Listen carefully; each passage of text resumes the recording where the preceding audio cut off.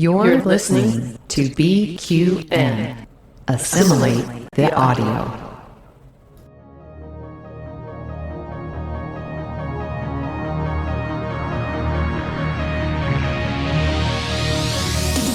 Good morning, afternoon, evening, BQN staffers and listeners. I'm Mark White, host of All Good Things It's Green, and today, The Hive Mind. For our listeners out there who don't know, The Hive Mind is our monthly roundtable discussion featuring some of your favorite BQN hosts and Patreon supporters. You too can join the discussions by logging into patreon.com/BQN and pledging your support of $10 or more. So to kick things off, I'd like to go around the room and introduce ourselves. So, Mahendran, would you mind kicking things off? I am Mehendran, Patreon supporter, I guess. The man who sets up our BQN channel. Oh yeah, the Fitbit, the Apple Watch Fitness challenge. Amy and I can compete for the last spot. I keep holding up the middle somehow. I don't know how, but all those dog waits. I do so great on the weekend, but not during the week. Christos, Giannaris, host of What's the Tea Bev and co-host of All Good Things. Yes, and I'm Chrissie De Clerck-Szilagyi, who you hear on Infinite Diversity and History with the Szilagys.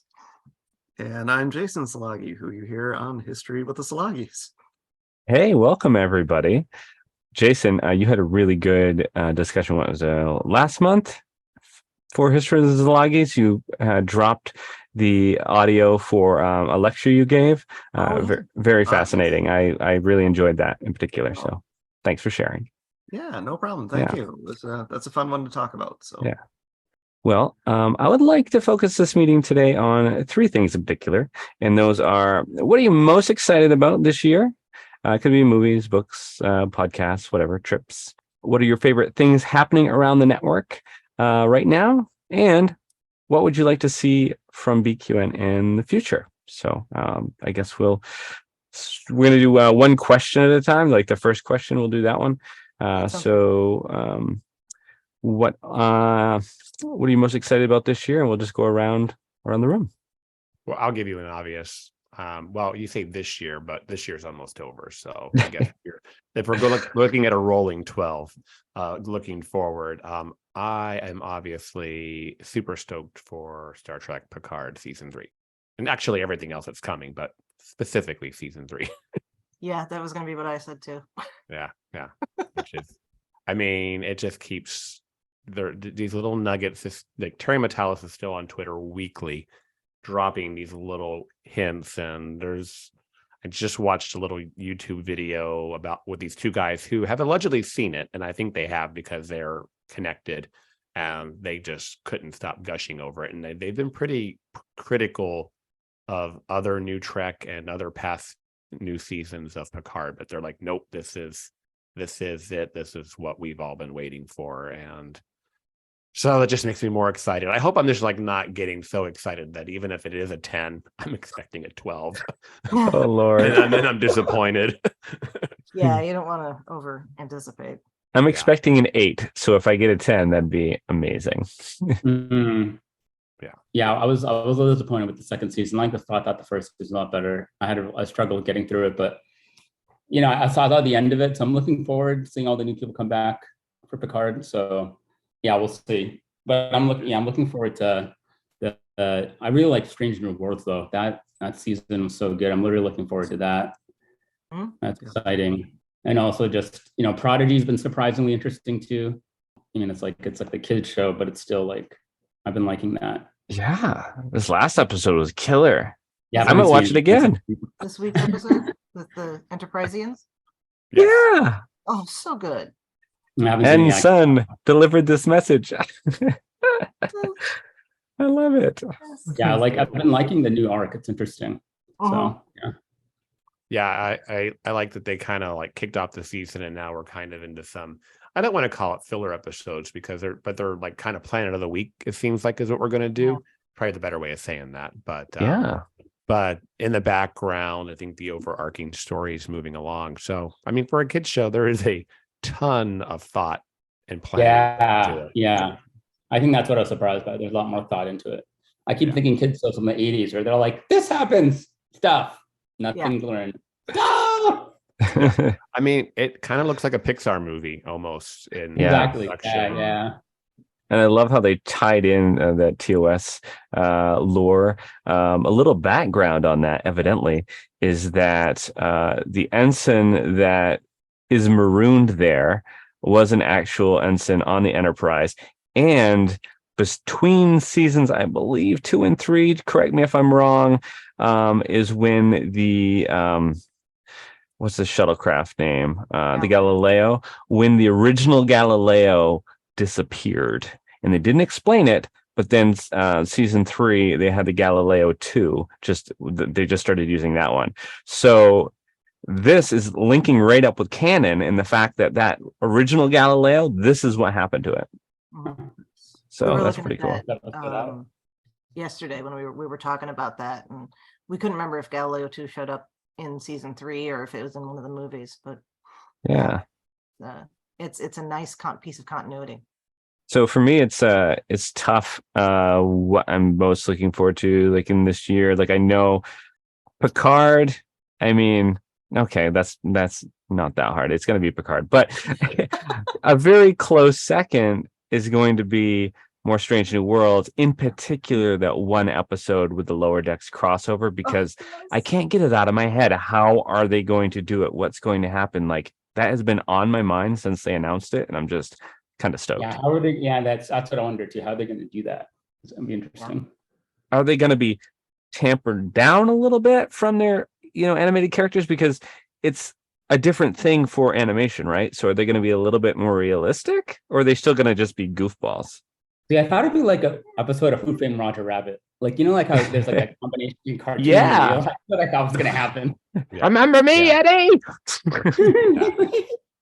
They did a Farscape like this, probably a decade ago now, where it was mixed in with knockoffs of the Warner Brothers cartoon characters. Wow. And it was good. They did well. I can't for the life of me remember what the plot was or why it happened, but I remember liking it at the time. And then they did that amazing Academy Award winning movie, Cool World. Yeah. Oh yeah, I haven't seen that one. I'm kidding. Yeah. Academy Award winning. I don't know. Obviously, I think it's going to be mostly live action with maybe some crossover animation. But, if you think about how they talk about Jonathan Frakes playing Riker and now Nana Visitor playing Kira, and how they purposely turn them up to like 12s to be a little more over the top than their normal. Yeah. It's kind of establishing that in the Lower Decks world, everybody's kind of over the top. And so, if you follow that, I would expect them to be a little bit more tempered down. Yeah. Because you can't have Boimler's antics going on Pike's Enterprise. It would not flow. But supposedly season 2 of Strange New Worlds, they put Strange New Worlds on steroids and they're just going nutso with it, supposedly. So we'll see. Huh? What do you mean? Trying to figure that out, actually. No, they've released, like the creators have released some statements that like they're going to go full in on different genres, on different episodes. And, if you thought there were some strange episodes this first season, they're only going to ramp up the strangeness in the Strange New Worlds. And so I'm kind of wondering what they mean by that, because I did really enjoy the first season and the tone that they set. So I hope that it's still really, really good, because I did enjoy the tone. I like the stories too. I definitely like Stranger. Yeah, I like the stories and that whole thing with Pike going back in time, that thing. So yeah. I have a theory that I've just been putting everywhere just in case it actually comes true. I have it documented. I think we're gonna see Boimler and Mariner, of course, but I think this is gonna revolve around the Boimler clone with Section 31. But he dies, right? He dies in that. Well, but he didn't. He didn't. The after credit scene. Remember, he woke up and he was with I didn't watch after. I wonder. I guess he didn't die. Oh, guys, go back and it's like the last episode. Yeah, maybe it's the Section 31 version is going back in time to go mess with something, and they go after him. Yeah, or this is going to be like I guess it really wouldn't be a backdoor pilot, but getting something going in anticipation of the Section 31, which I think is going to be. Yeah, the Section 31, is that coming out next year or? No, that's been, Mothballed. Anymore. Oh man. Yeah, I'm they've reassigned everybody that was working on it, I guess. They're all Really? scattered. Yeah. Yeah, where did I hear that? I think Weekly Trek. I think Alex was talking about on Weekly Trek a while back. Yeah. And and Michelle Yeoh, of course, has gone from being, just an awesome actor that only a few people have heard of to, somebody who's in what was that movie she was in that you were? Well, she's in Everything Everywhere All at Once. That one. Yeah. She's about to be in a new season. She's about to be in a new You're welcome. season of The Witcher too. Yeah. Oh, I didn't know that. It's like a prequel. It's her own Yeah. series. Yeah. She has her own So I think series? she costs What? more than she used to, and rightly so. But I think if they do this, it's going to be a limited series or a movie. But I don't know. I just have this back of my head that's a little more Section 31 than I expected for the Lower Decks. So At least they can bring her back, at least. Right. So here's my thing. It's like every time we see something in New Trek, it's almost like every episode, I want to spin off of this. I want to spin off of that. And I think people got excited about a spin-off of Section 31. It was cool. But the moment has passed. It's been too many years. And now people are like, the buzz was gone. That was cool during, 2018 when season 2 of Discovery was airing, maybe early 19. I don't know. But when everybody, it's just 3 years later and everyone's kind of moved on. And to your point, the writer's room has been broken up. If we saw anything, maybe it would be like that limited series or 2-part movie, or just a movie for Paramount Plus. It's funny that you say that, Christos, because I agree. There's been lots of things tossed around that people have been getting excited about as far as spinoffs. But then, the executives themselves have been teasing, or is it the Starfleet Academy show that I've heard zero interest in? They're trying to make this thing and get the fans interested and the fans excited, but I haven't heard any fans like, oh man, I can't wait for that Starfleet Academy show. It's like, Oh, there was a Starfleet Academy show. Okay, interesting. See. Yeah, so this is something that's been teased as like, oh, this is in development, and it's like, but we don't kind of want it. So, in theory, it always sounds interesting, but how do you make it a weekly show that carries on from week to week? That's going to have drama and intrigue and suspense and probably a villain or something. You know what I mean? It's. Yeah. 90210 in space. Yeah, I think. Exactly. Yeah. Not I even think they can't crack it. San Francisco. I think if they try to write a premise for it, they can't crack it. So that's why it is in development hell. Yeah, that's okay. The thing you got to remember, I mean, the Starfleet Academy idea goes back to 1990 when they were trying to figure out what they were going to do for Star Trek 6. And, really? And so that, and it's been brought up and tossed and brought up and tossed and brought up. And it's just like, okay, maybe for a movie, that'd be fantastic. I want to see, Tilly in charge of Starfleet Academy or something in a movie. For a movie? Where they go nowhere and they're in class all the time? Nah. Yeah. Is it okay? Now is it turning into Mean Girls in space? Well, no. Yeah, that's what it is. My point is, I don't Klingon girls, looking up at each other and talking about. You talk. You didn't invite me to the dance. What? I think it turns. If you made a movie, it would be something along the lines of Space Camp. Remember that from the 80s? Where where it's like they're students and then something happens and suddenly they're in a real life or death type situation, and that works for a movie. We can't repeat that every week in a series. Although arguably we had that in Star Trek 2009. Yeah, exactly. That does kind of have that 20-minute some period there in the beginning where they're at Starfleet Academy. Well, let's move on to the next question, which are what are your favorite things happening around the network right now? Some things, I don't know, like some shows you're hearing, you're enjoying, stuff we're doing, changes, whatnot. I don't know. They added, I saw on Galaxy Class this week. They updated the soundtrack a little bit, and I thought that was cool and or funny. It was both. I haven't listened to that yet. I got to do that. Yeah. I think I'm halfway through that. Because Joe started off with a crack in the Galaxy, like the actual opening itself. He was talking about that. Yeah. He just yelled class. Yeah. Yesterday was a busy day, but I did have a lot of driving time. So I heard quite a few podcasts. That's fine. They took out the thing with it 78 years later, there's a new Galaxy starship has been designed. Well, Joe went in himself and said class, and he added it to the opening. So he yelled it. It's kind of funny. In that sentence, in that part of it? Yeah. A new Galaxy class. It's been driving me crazy forever. It's like a new Galaxy starship. No, it's a new Galaxy class starship. And I don't know where they pulled the audio from, but I mean, obviously it's an ad, but yeah. It was so over my head that when it was starting to play, I was like, "Oh, someone did a bad job editing this week," and they just left. And then, like a couple minutes later, it's explained. I'm like, "Oh, okay, that's what happened there." Yeah, that's funny. I've been, it's hard to say what are you enjoying around the network when you've got mostly hosts, but I've been enjoying Galaxy Class's Batleth Battles. Oh yeah, the Batleth Battles are good. Yeah, and also they have this like addiction series, I think, on one of them. I've been so busy with school, I haven't been listening to anything, so I feel terrible. But No, you should not feel terrible. Yeah. No, don't. Yeah, All Good Things had the addiction series. Yeah, that's what it was. Yeah, it looked interesting. So yeah, sweet. I'll check it out when I have classes over.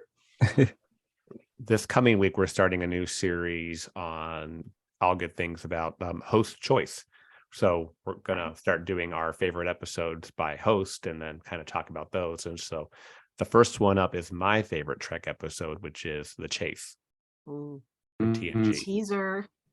Little teaser there. Yeah, so the first time we were introduced to the founders. Yeah.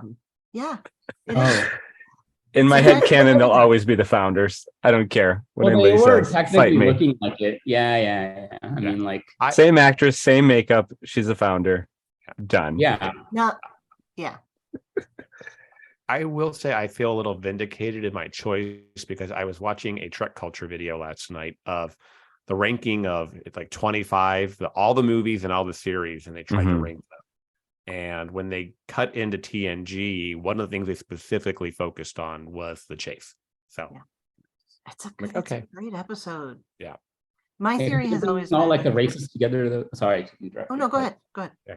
No, I was just saying it brought all like the different people, like the Romulans and the Cardassians in there too. I forget.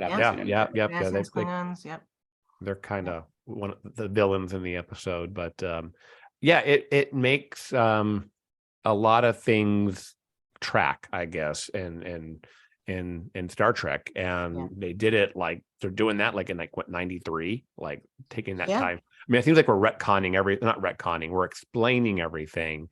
Now all this nuance taken to go back and explain things, but that episode does a really good job of doing it kind of in real time. Yeah. My theory with the founders, because we don't know how old the founders are.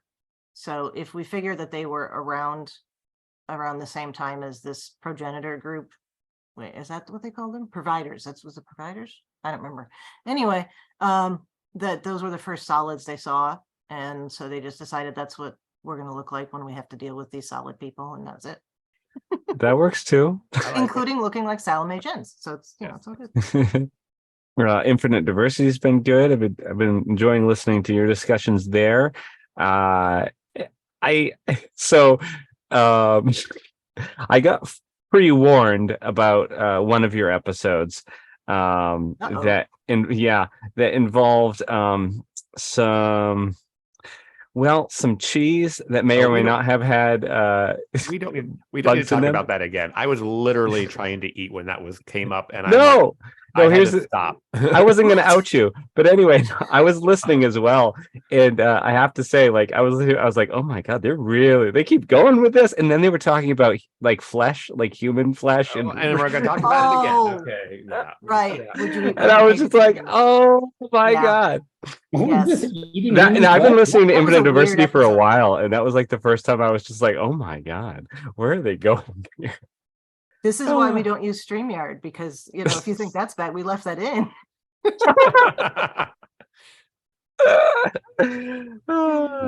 But aside from that, it's been a lot of fun. You guys have had some killer guests on too. Yeah, man, where are you getting all these guests?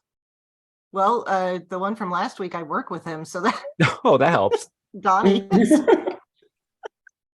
Yeah, we were doing like a number of years ago. We ran into each other at some school function, and he's like, "Are you wearing Star Trek earrings?" And I said, "Yes." And then we just talked for the rest of the, just completely ignore what's going on. We talk Star Trek the rest of the time. You all lived happily ever after. Yeah, he's a sweetheart. Yeah. That's fantastic. And Christos, you just had an amazing guest on this week. Yes. Yeah. That was I was very thankful to have spent some time with Sean at STLV, because it was he said yes just like that to being on What's the T-Bev, and I've enjoyed every one of my guests so far, but I felt like our conversation was by far the most relaxed and most natural one yet, and then maybe that's just me getting more into the groove of the show too, but we could have literally talked another hour. I was actually, at some point I looked up and I saw the episode length, and I'm like, well, we're not even halfway through the questions. In fact, I had cut out a lot of the what would have been like current news discussion that was planned for that episode, because I'm like, yeah, this is just going to be as much fun as it was. There have been some critiques that, hey, an hour and a half episode is too long, or 2 hours is too long. So I was trying to be mindful of that. Yeah, but it was really enjoyable. And I think I mentioned to you that I was yelling at my radio in the car, trying to like chime in on a discussion of some people that have already talked like 3 days ago. I'm just like, hey, did you mention this? Oh, I have that. Yeah. That But I consider that's the mark good. of a good podcast. Yeah.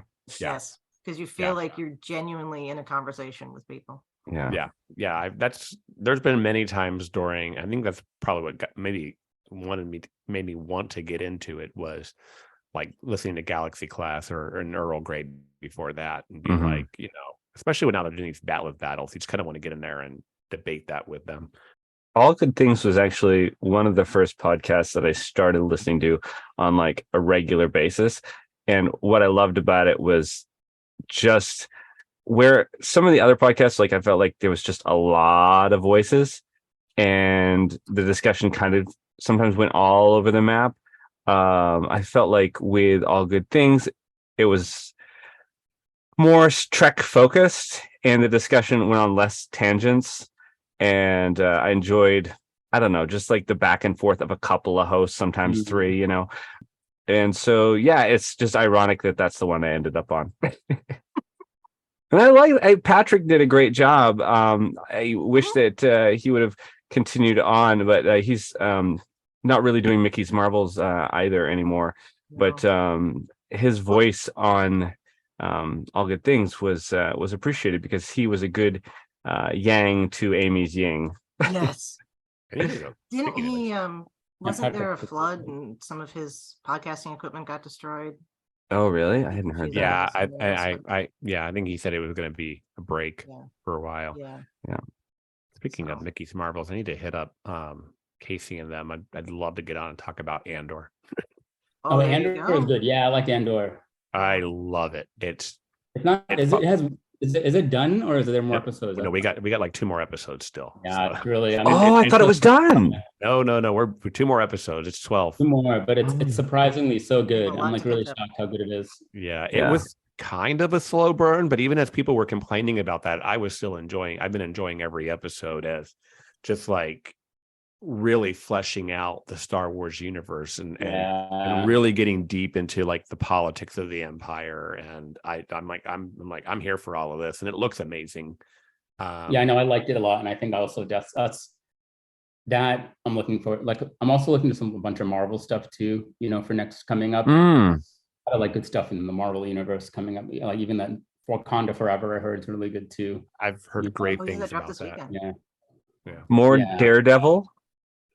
Oh yeah, more Daredevil. Yeah, he's coming back, right? Yeah, I'm glad to see that. And they're also bringing back. Is it Christine Ritter? Yeah, I think that's her name. Who was Jessica Jones? Oh wow! Okay, so she's going to be participating as well. And I think the guy that was Luke Cage, I think they're bringing Luke Cage back as well.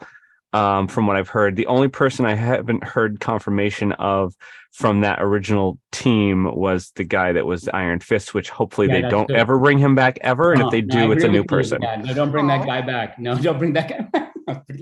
Recast. Okay. Yeah, Jessica Jones is awesome. I love, and her the villain with her and David Tennant. That was pretty. Yeah. Oh, yes. That was such a great villain. I mean, just the idea of him being able to just sort of, I don't know, manipulate anybody that he comes in contact with is really, I mean, it's sick and twisted and disturbing, but they did a good job with it. Yeah, so I think, yeah, I'm looking forward to a bunch of the Marvel stuff coming out. So yeah, so I thought like with the end of the third, for whatever phase they had, I thought it would like fluff out, but the movies this year with Marvel has been pretty, like even like Thor, the Doctor Strange movie, they've all been like pretty good. So yeah, but I've had no expectation though. I think that's what it is. Like when I have like no expectation, it turns out well. When I have any kind of expectation, it's like, wow, this is pretty terrible. Yeah. And then expect nothing. Mm-hmm. Yeah, I definitely think that they're suffering from, to quote, franchise fatigue, though. I think a lot of people are. I mean, I've lost my desire to like see these movies and be there opening weekend and just be like, that's totally like, I saw Thor right away. That was probably the only one this year that I'd like, okay, gotta stop what I'm doing. Well, because Thor's awesome. Oh yeah.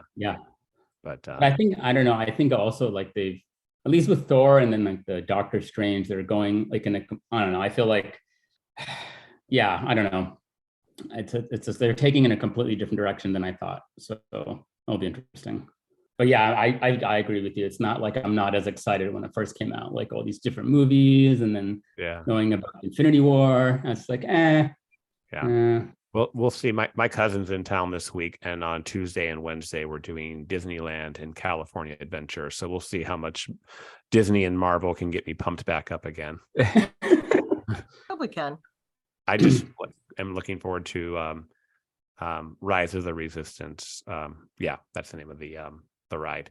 I got to go last time I went to Disneyland was like right before the pandemic, and all of that Galaxy's Edge was open except for the Rise of the Resistance ride. So I got to do all that except for apparently a super immersive experience into Star Wars.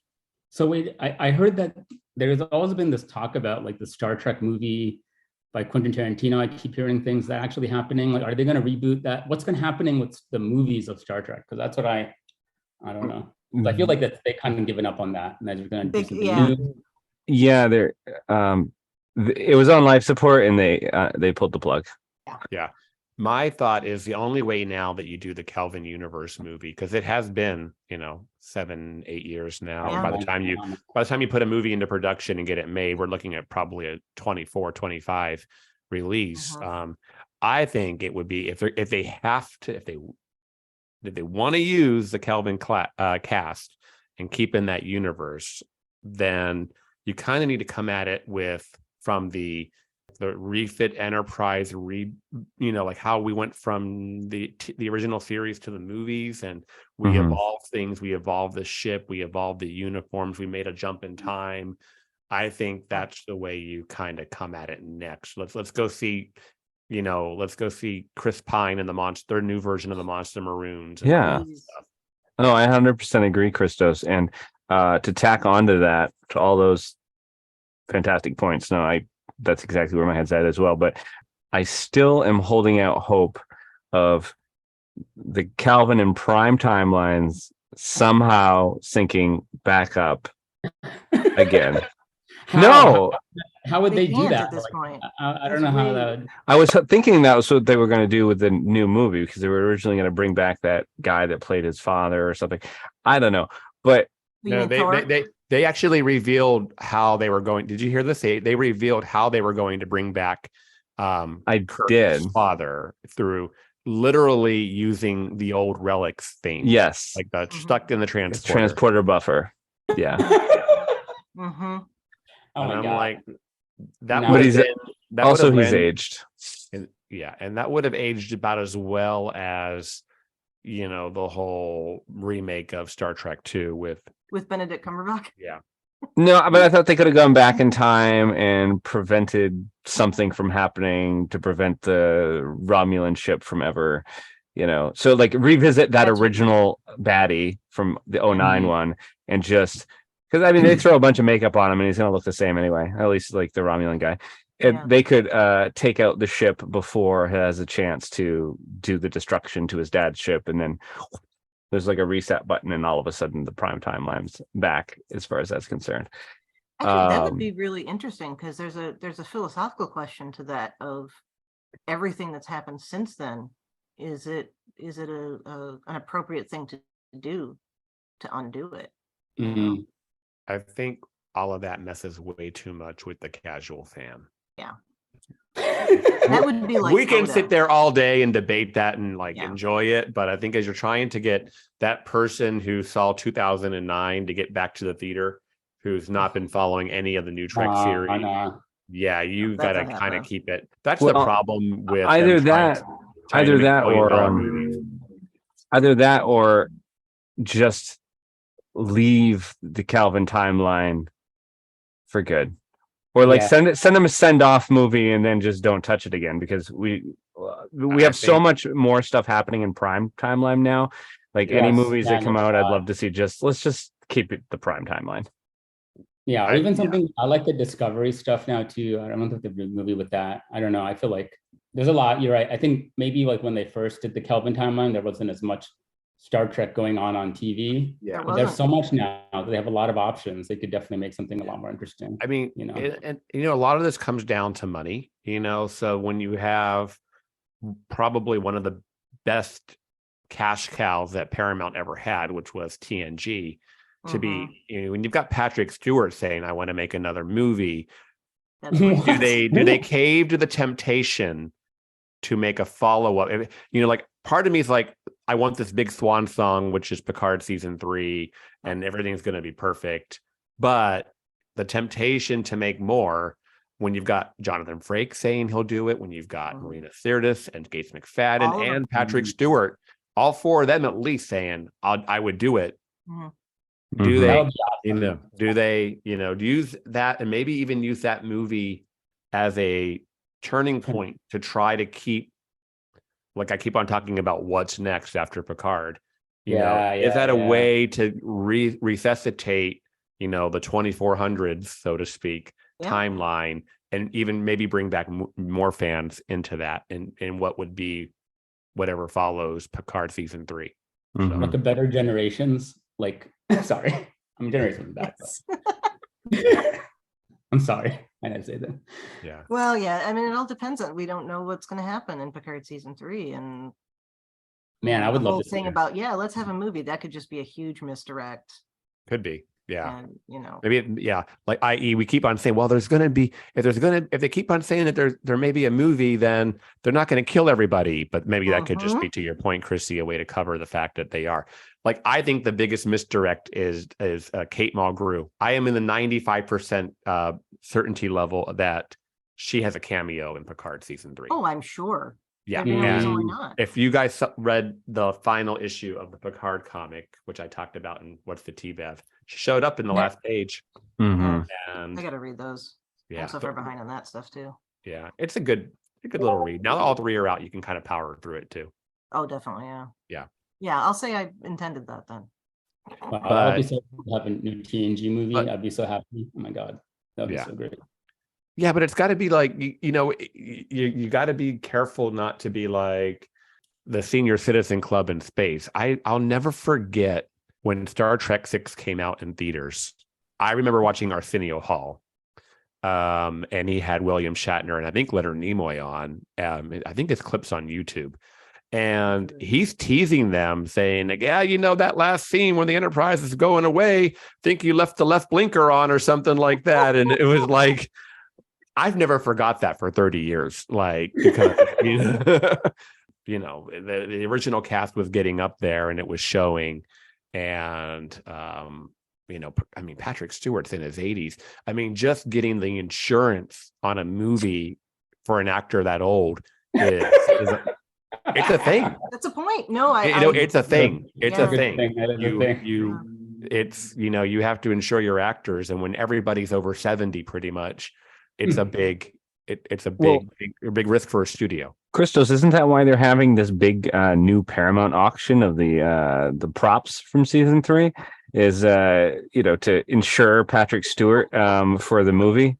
No, they're just going to use the proceeds from that to fund Patrick Stewart's health care. So I see your joke, but they're not auctioning off the season 3 props. They're auctioning off the season 1 and 2. Oh, interesting. Yeah. Holding on to season 3 stuff just in case. I'd like some season 1 or 2 props. I think that'd be cool. Yeah. I don't think I could afford anything, but who knows? Yeah, it's going to be interesting because they've not made that announcement of what the next show is, and if they're going to keep this continuity of 50 episodes a year going, whatever show that is needs to get into production soon. Well, so. Is it Terry Matalas? Somebody's been hinting like, oh, there's something else coming. There's something, they did it on Star Trek Day, but they won't say anything. Well, we found out what was coming though. It was that great the Khan prequel series that everybody's still talking about. I mean, that's the water cooler conversations. Yeah. I'm disappointed that that's not actually going to be. I mean, I understand why they're not actually producing that into a series, but. Yeah, and don't hold your breath on that. Sean Ferrick just interviewed Nicholas Meyer for 2 hours on the Clone Star podcast a week ago, and Nicholas Meyer has admitted that he hasn't even started the adaptation of his anthology script into what that radio drama is going to be. So no wonder he looks so uncomfortable. Yeah, exactly. It's like I think we're at least 2 years from seeing that, Well, hearing that. Yeah, good point. But speaking of radio dramas, I rediscovered, it came up in my conversation with Sean the other day, the early 90s War of the Worlds radio drama that Leonard Nimoy did with Gates McFadden and Brent Spiner and John Delancey and Armin Shimmerman and Dwight Schultz. And it's on Audible. It's on Audible if you get a chance. It's only an hour. And that includes a 10-minute interview with Gates McFadden at the end. I remember I had it on CD from years ago, but it came up in discussion. Just the original radio drama that caused the panic. I mean, that would be a good history of the Szilagyi, is that whole War of the Worlds panic when they did the radio drama way back in the day. That would. Yeah, but in fact, they make light of it at the end. Like Leonard Nimoy, it was for Halloween apparently, because I just re-listened to it this week. Yeah, Leonard Nimoy had a really good time with hey, this was all fiction, but it was fun just to listen to it again, because I hadn't heard it in at least 15 years or so. And there's something special about hearing Leonard Nimoy now, even more so than Gates does this 1940s sounding, radio host, and her character, which I apparently after re-listening to it was a gender bend. It was a male originally in the original radio drama, but they made it into a female for this 93 production. Still really good. Yeah, I'll have to check that out. Well, guys, do you want to move on to the final topic? And we're going to kind of alter this one. So if we want to go around and just tell us sort of what's going on, I guess, because we have the one Patreon supporter, Mehendran. So rather than do what are your favorite things happening around the network, we'll just do teasing what you're up to these days from everybody. And maybe if, for our hosts, we can tease sort of what's coming up on our programs for the people listening online here. Infinite Diversity is going to continue to go through each episode as it comes out. We've got an episode in a few weeks where Thad's going to be gone, so we'll have another De Clerck takeover if people enjoyed that. If you didn't enjoy it, then you know to skip that one. So, and I'm going to be doing War of the Worlds broadcast panic for History of the Szilagyi sometime soon. Not this week because I have exams to grade, but. What were you talking about doing this week? I don't remember. Well, I was going to say, since I've wrapped up those classes on Lenin and Stalin, God knows I have enough to talk about for those. I could go on forever. All right, so something from the USSR for this week. Yeah, there you go. Some political history for it. Yeah. I love the Romanovs, so there's a topic for you. Oh, the Romanovs. That's I've read a lot. I've Anastasia. read a lot of books on that through the years. So Yeah, you said the Romanovs. That's like the Anastasia. Is that Yes. the Anastasia? yep, the Last Tsar. Mhm. Mm, Yeah. Yeah, I guess remember the movie, the cartoon movie. There's a lot of Yeah. there's a lot of good stuff to it. It's Anastasia did not make it out, but it's a good the story. Oh, she didn't. Uh-oh. Yeah, spoiler. Spoiler They all alert, died. yeah. Yeah, she Um, died. Or as I say when my students ask me if I think that Hitler faked his own death, I say, well, he's dead by now. So Oh, Good he's dead by point. now. Oh my God, there was what book was I reading way back then? There was a really good book. I'm not going to be able to find it fast enough, but I had read like 10 years ago Mhm. on that whole topic. Anyways, I'm gonna leave that be because there's no way I'm gonna find it. Fiction or nonfiction? You decide. Gray Wolf. There it is. I found it Yes, already. I The remember that escape. one. The escape of Adolf Hitler. Yeah, great. I Oh, read that that's like 10 years old. I read it a long time ago, but it was good. How was it presented? Was it in the fiction section or the It was. When It he was. still worked at the It was bookstore? in nonfiction. It was supposed to be somebody who was kind of like a caretaker for him, who was giving, and then the Oh, people okay. were running him down. Oh, Didn't he escape to Hitler? Didn't he supposedly escape to Chile, Yeah. Argentina. Well, a lot of the Nazis. Argentina? yeah, a lot of the Nazis. I got there's some reason for that, though, isn't there? Like, I feel like There was a dictator around that time in charge of that country, and so it was like it was just a fascist vacation spot, I guess. Yeah, pretty much all of South America were all controlled by dictators, and so they were bringing in German and Nazi and SS officers and soldiers to bring them in to train their army and their secret police. Oh. That's why the X-Men went there. Okay. Christos, do you want to spill the tea on what's coming up on What's the Tea, Bev? Well, Nice. so on what's the team? I'm off this week, mostly because I just no time to record this weekend. But I'm gonna slip in a recording next Sunday, so we'll only be off 1 week. But and I've got a short list of people. I think it's going to be Alex Rodriguez, who he's Baseball player? no, That's quite a not hit for that, the network. not that That's one. what I was saying. I knew that name. Oh, definitely not that one. But yeah, I've got a short list of people I want to have on, and then I've got some people DMing me now saying, "Hey, how do you become a guest on the show?" So Nice. yeah, it's just Nice. great. But on the other hand, it's like people I've never talked to, never met, and I only know them for their Twitter handle.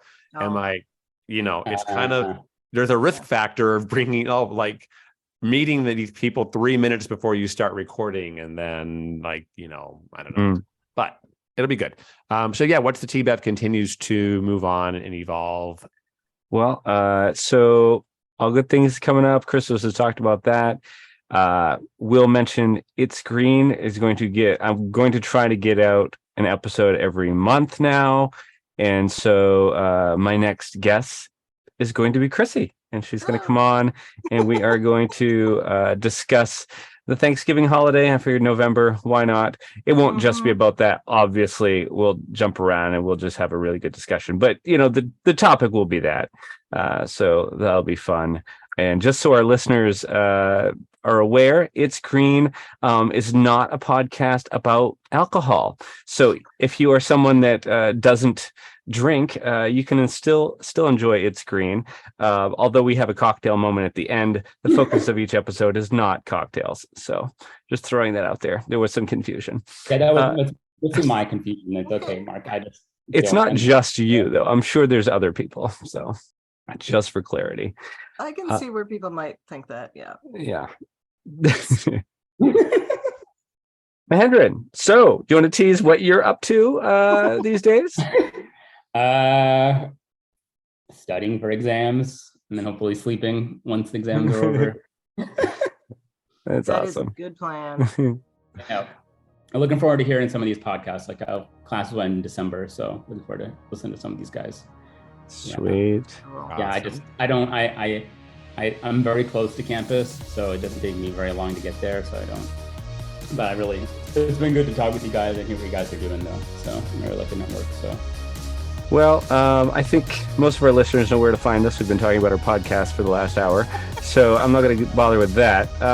But if you would like to join discussions like this in the future, as we stated at the beginning, you can go to patreon.com/BQN and pledge your support of $10 or more.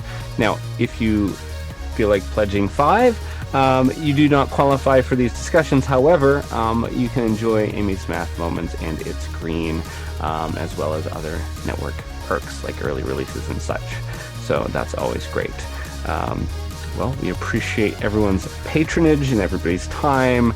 And thanks for joining the Hive Mind for this November edition. Thanks, guys. Bye. Thanks, Mark. Bye. Bye.